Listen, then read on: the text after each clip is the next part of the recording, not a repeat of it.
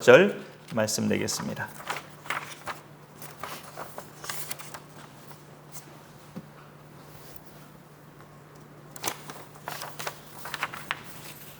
그냥 제가 오늘은 읽겠습니다. 그들이 이 말을 듣고 마음에 찔려 베드로와 다른 사도에게 물어 이르되 형제들아 우리가 어찌할꼬 하거늘 베드로가 이르되 너희가 회개하여 각각 예수 그리스도의 이름으로 세례를 받고 죄 사함을 받으라.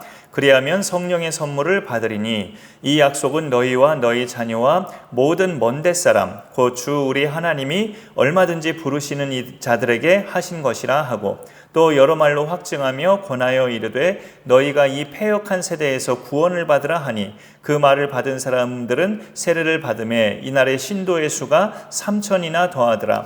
그들이 사도의 가르침을 받아 서로 교제하고 떡을 떼며 오로지 기도하기를 힘쓰니라. 아멘. 교회 역사를 보면 약 2000년 전에 예수님이 이제 하나님께로 승천하시고 그로부터 한 300~400년 동안 극심한 그 괴롭힘과 박해를 교회가 받는 세월을 보냅니다. 기독교가 이제 로마의 국교, 나라의 종교로 승인되고 나서부터는 더 이상 예수 믿는 사람들이 고난을 당하지는 않았어요. 박해받지는 않았는데 인간이 타락하게 되는 것은 고난당할 때보다 평탄할 때인 것을 알게 됩니다. 다윗 왕도 그 생활이 이제 평탄할 때 유혹에 이기지 못하고 죄를 지었고요. 교회가 고난을 당하지 않다 보니까 박해를 안 받다 보니까 교회가 점점 타락하게 돼요. 성직자들은 저도 성직자인데 성직자들은 예수님의 제자를 바로 뒤잇는 자들이다. 사도들의 바로 뒤를 따르는 자들이라 해서 굉장히 높은 지위를 유지했습니다. 어찌 보면 나라의 지도자보다 더 높은 위치에 오르기도 했죠. 이들은 사람들의 죄를 용서해주는 그 특권의식을 행했는데 하나님 대행자 노릇을 그렇게 한 거예요. 은혜는 성직자가 베풀어야 받을 수 있는 것처럼 그렇게 인식이 됐습니다. 하나님이 베푸시는 건데 하나님과 어찌 보면 상관없이 성직자가 베풀면 은혜를 받는 그런 시대가 이제 중세교회 시대로 들어갔어요. 그런 모습은 마치 오늘날의 사이비 집단이나 이단의 지도자와 비슷한 그 모습이죠. 그러다가 지금으로부터 500년 전쯤에 이거는 아니다. 진정한 신앙은 우리가 하나님 말씀, 성경으로 돌아가는 것이다 라고 외친 종교 개혁이 일어납니다. 오늘 말씀의 제목이 은혜의 수단인데 은혜의 수단 무슨 뜻일까요? 우리가 뭘 통해서 은혜를 받을 수 있느냐 그런 말이죠. 교회 헌법을 보면 우리는 크게 세 가지를 통해 은혜를 받을 수 있다, 받는다라고 나와 있어요. 말씀, 성례, 기도. 이 세 가지를 통해서 우리는 은혜 받는 신앙생활을 해나갈 수 있다라고 말하고 있습니다. 오늘 말씀에서 이 세 가지를 표현하는 것이 한 절에 나와 있는데요. 읽었던 말씀 중에 제일 마지막으로 읽었던 42절에 그들이 사도의 가르침을 받아 서로 교제하고 떡을 떼며 오로지 기도하기를 힘쓰니라. 이 부분에 말씀, 성례, 기도가 같이 합쳐져 있다는 것을 보게 됩니다. 사도는 예수님이 하나님 나라의 일을 행하시던 3년 동안 직접 함께 다녔던 제자들이죠. 초대교회 성도들은 그 예수님의 제자들, 사도들로부터 가르침을 받았어요. 이 가르침은 사도들이 뭘 가르쳤느냐? 자기들이 예수님한테 들은 말씀들, 자기들이 그 예수님과 함께 있을 때 예수님한테 들었던 말씀들을 이 예수 믿은 사람들에게 가르치는 겁니다. 그대로 가르치니까 어찌 보면 직강이죠. 직강. 성경 중에 예수님이 직접 하신 말씀을 기록한 책들이 4권 있죠. 마태복음, 마가복음, 누가복음, 요한복음. 이 사복음서가 예수님이 하신 말씀을 기록한 책들인데 예수님은 아버지의 뜻을 이루신 아들이기 때문에 예수님 말씀은 곧 하나님의 말씀이에요. 이 당시 예수님을 영접한 사람들은 사도들로부터 그렇게 직접 가르침을 받았는데 그들이 증거한 말씀, 그 말씀이 은혜 받는 수단의 첫 번째 겁니다. 말씀을 통해 우리는 은혜 받는 삶을 살 수 있어요. 지금도 우리가 말씀을 듣는 시간입니다. 은혜라는 말은 하나님이 우리한테 값없이 주시는 선물인데 우리는 이 땅에 사는 동안에 그 은혜라는 선물을 말씀을 들을 때마다 받아 누릴 수 있어요. 날마다 이 은혜를 받는 비결은 말씀을 날마다 듣는 겁니다. 말씀을 날마다 받는 거죠. 교회마다 그 상당수의 성도님들은 일주일에 한 번, 그 예배 드리는 횟수죠. 일주일에 한 번 예배를 통해 말씀을 받아요. 교회에 속한 분들 중에 상당수의 성도님들이 일주일에 딱 한 번만 그 예배 드리면서 말씀을 받아요.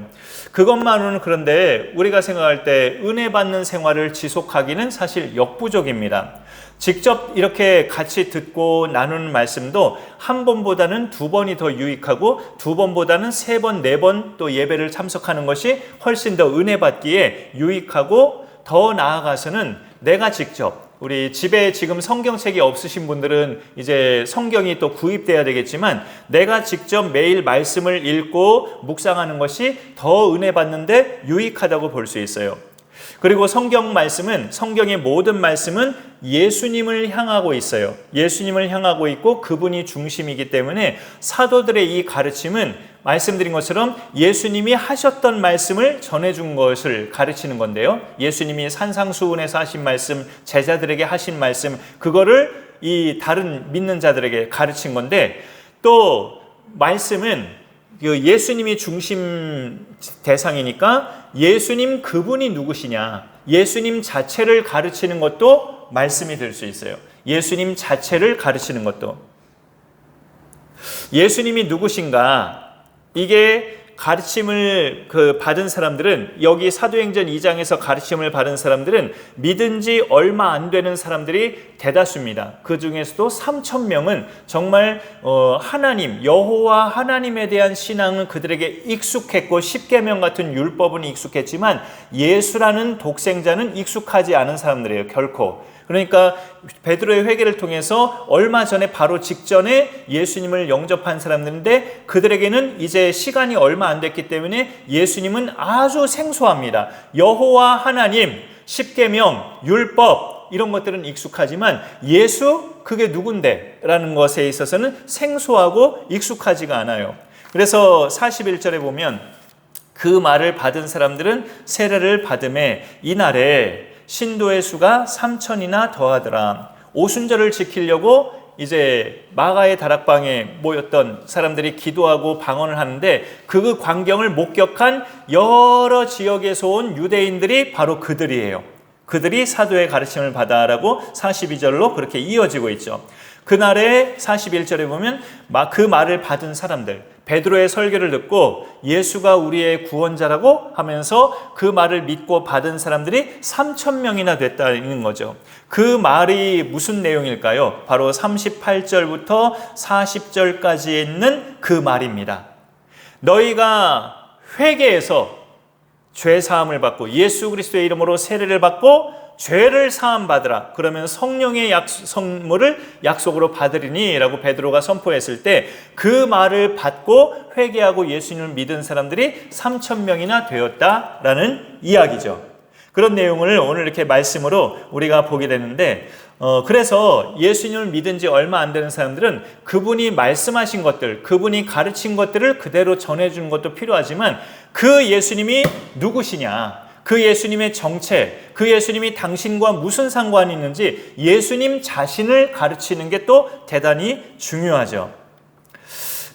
예수님을 믿은 지 얼마 안 되는 사람들은 교회는 다니지만 아직 예수님이 누구신지를 잘 모를 수 있어요. 예수님이 그래서 그 교회는 다니지만 믿은 지 얼마 안 되는 분들에게는 정말 예수님이 누구신지를 정확하게 가르쳐야 됩니다. 그분은 하나님이요, 그러면서 하나님의 아들이시고 또 사람으로 이 세상에 오셔서 나의 죄를 용서해 주시는, 사해 주시는 유일한 구원자가 바로 그 예수님입니다 라고 성경대로 명확하게 가르쳐 주는 게 필요해요. 그러면 또 믿은 지 오래된 사람들은, 교회 다닌 지 오래되고 예수 믿은 지 오래된 사람들은 예수님이 누구인지를 잘 알겠지만 자신의 믿음을 계속 지켜나가야 되죠. 죽는 날까지. 죽는 날까지 믿음을 계속 지켜야 하기 때문에 예수님에 대해서 계속 들어야 됩니다. 여기 오늘 앉아 계신 분들도 저도 예수님에 대해서 계속 들어야 돼요. 예수님 그가 누구시냐 익숙하게 잘 알아도 계속 듣고 들어야 내 믿음을 죽는 날까지 지켜나갈 수 있어요. 그분은 우리의 유일한 구원자, 즉 하나님께로 가는, 내가 오늘 밤에 죽는다 해도 천국으로 갈 수 있는 유일한 길이요 진리요 생명이 되시는 분이다. 그렇게 예수님을 우리가 계속 듣고, 오늘도 듣고 내일도 듣고 내년에도 듣고 10년 후에도 듣고 계속 들어야 우리의 믿음을 지켜나갈 수 있습니다. 은혜 받는 수단 첫 번째가 무엇보다 그 예수님을 소개하고 예수님의 정체를 알려주는 말씀, 그 말씀을 통해 우리가 늘 은혜를 지켜나가고 받아 누리며 살 수 있고요. 은혜 받는 두 번째 수단은, 이것이 또 생소한 것일 수 있는데 성례입니다. 성례. 성례는 두 가지를 합친 말이에요. 세례와 성찬. 예수 믿는 사람은 그 믿은 후부터 아주 신비한 연합을 예수님과 함께 연합을 이루어요. 그 신비한 연합이 뭐냐면, 그분이 십자가에 달려 죽으신 그 순간에 나도 죄에 대해서 죽었고, 그분이 사흘 만에 다시 살아나신 그 순간에 나도 새 사람으로 다시 살아났다. 그거예요.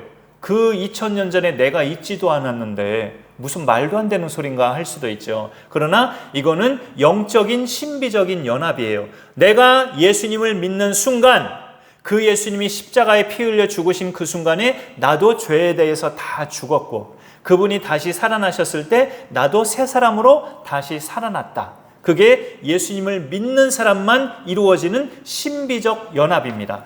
그 신비적 연합을 더 각인시켜주는 것이 성찬식인데, 성찬식 중에서 교회에 다닌 지 이제 일정한 기간이 되면 세례를 받게 하는 세례식이 있어요. 당신은 당신이 죄인임을 믿습니까? 당신의 죄는 오직 예수의 피로만 용서받을 수 있음을 믿습니까? 이렇게 할 때 예라고 이렇게 고백한 사람이 이제 받는 예식이 바로 세례식이죠. 그리고 세례받는 그때부터 그 사람이 참여할 수 있는 것이 성찬식입니다. 떡과 잔을 나누는 건데, 포도주를, 그 떡은 예수님의 살을 기념하는 거고, 그 포도주, 잔은 예수님의 흘리신 피를 기념하는 거죠.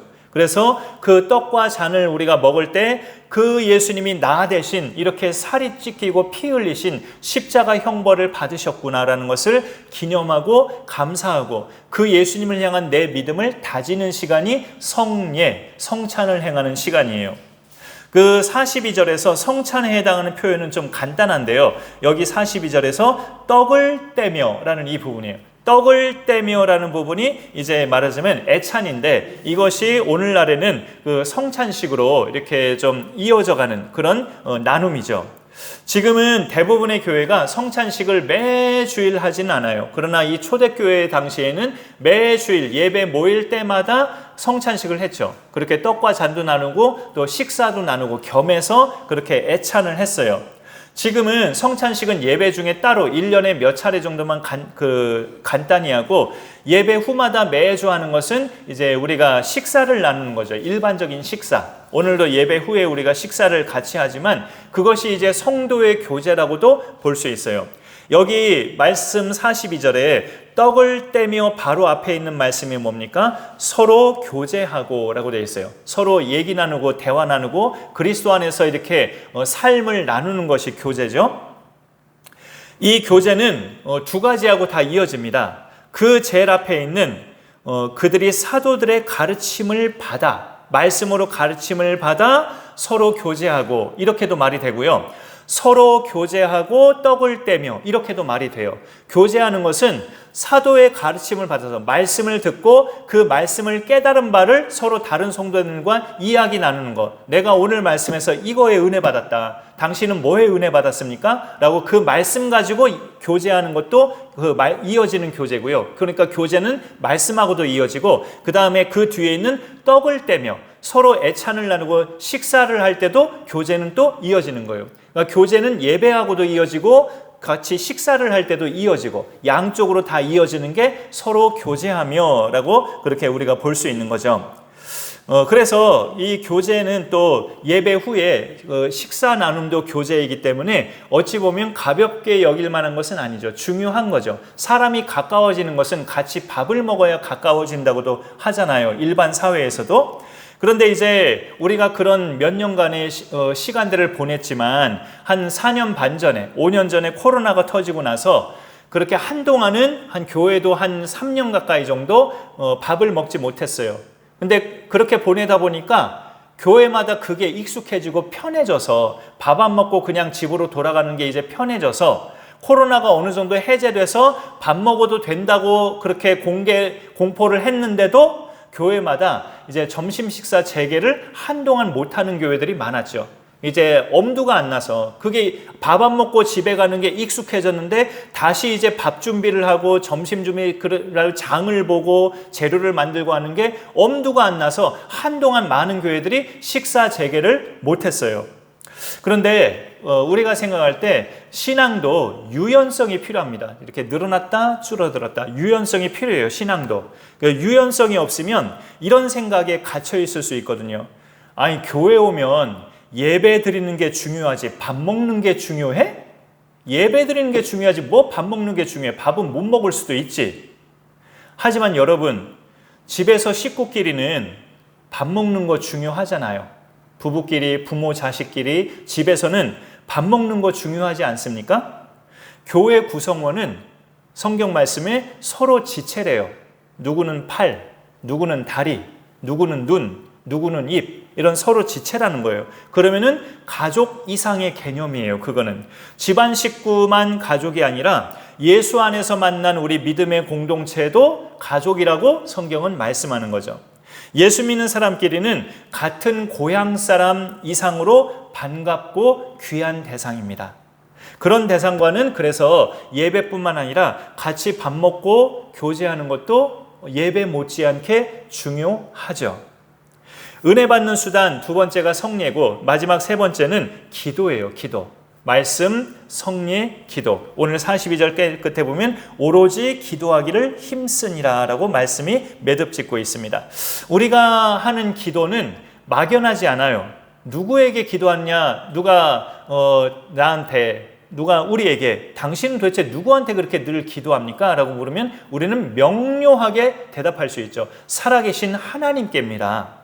어떤 여행지를 가다 보면 자신의 소원을 종이에 써서 어디 뭐 함에 넣으라고 하기도 하고 분수에 이렇게 던지기도 하고 아니면 풍선줄에 매달라서 하늘에 이렇게 띄우기도 하죠. 자기의 소원을 적어서 뭐 재미삼아 해보는 일인데 사람에게 선뜻 물어보면 대답을 못해요. 그 적은 소원 누구한테 빌었어요? 라고 물어보면 그냥 자기가 그 이루고 싶은 소원을 적긴 했는데 누구한테 이루어 달라고 빌었는지는 말을 못해요. 왜냐? 누구한테 빌어야 될지를 모르니까. 하나님을 믿지 않기 때문에 누가 내 소원을 들어주는지를 모르면서 그냥 소원만 적은 거예요. 우리의 기도는 그런 게 아닙니다. 천지를 지으신 지금도 살아계신 하나님, 우리를 사랑하셔서 독생자 예수님을 이 땅에 보내신 그 하나님께 우리는 소원을 빌고 기도를 하는 거예요. 그 끝에서는 예수님의 이름으로 기도합니다라고 마침표를 찍습니다. 그리고 기도의 내용도 솔직히 사람들이 흔히 비는 자기 소원보다는 하나님의 뜻을 구하는 것이 성경에서 가르쳐주는 기도입니다. 너희는 기도할 때에 아버지의 뜻을 구하라고 예수님도 알려주셨어요. 올해도 우리 가족 모두 건강하게 해주세요. 올해도 우리 가족들 돈 잘 벌게 해주세요. 우리 자녀들 성공하게 해주세요.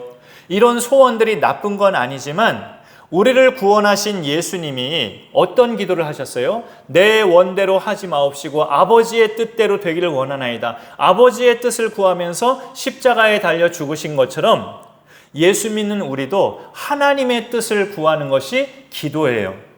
하나님의 뜻은 뭔가요? 한 사람이라도 더 회개하고 하나님께 나오는 것.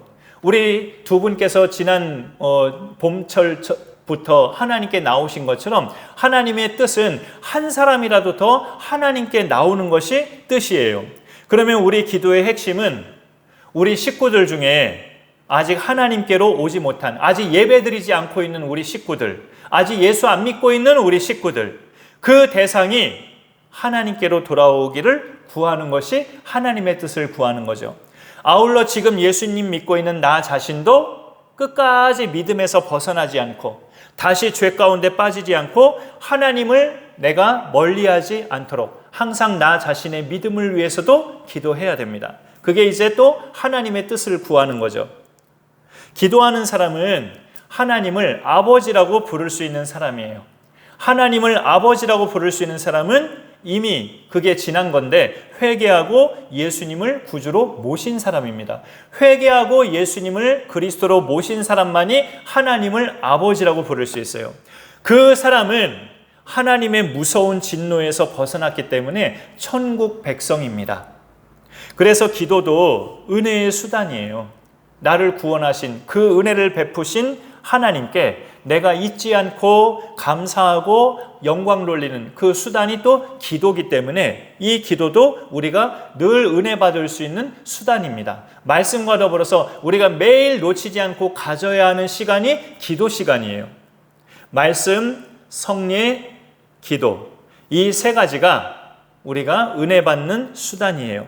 이것을 우리가 한다면 집에서도 할 수는 있지만 구원받은 사람끼리 모이는 이 교회에서 행할 때 집에서도 다 식구들이 믿으면 말씀, 성례, 기도 어찌 보면 할 수는 있죠. 그러나 구원받은 사람들끼리 조금 더 규모가 조금 더 크게 모이는 이 교회에서 말씀을 듣고 기도하고 성찬식을 행하고 그렇게 행할 때 우리는 하나님께서 내려주신 은혜를 좀 더 크게 실감할 수 있고 받아 누릴 수 있죠.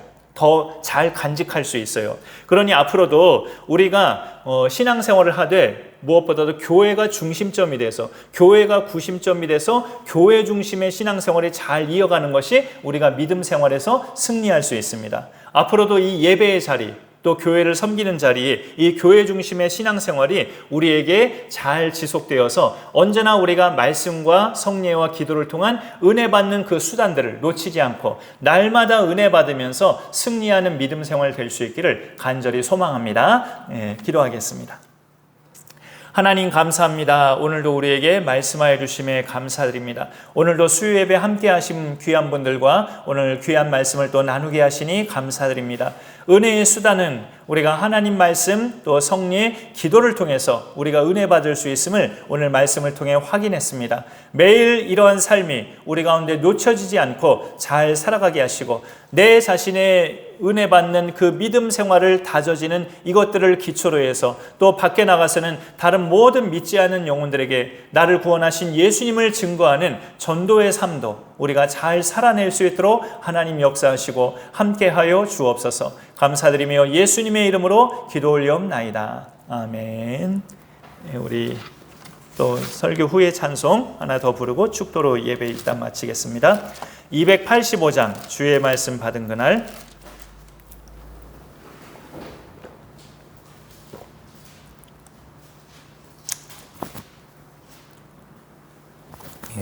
노래 악보로 되어 있는 제일 뒤쪽입니다. 그 중에서 285 주의 말씀 받은 그날 같이 부르겠습니다.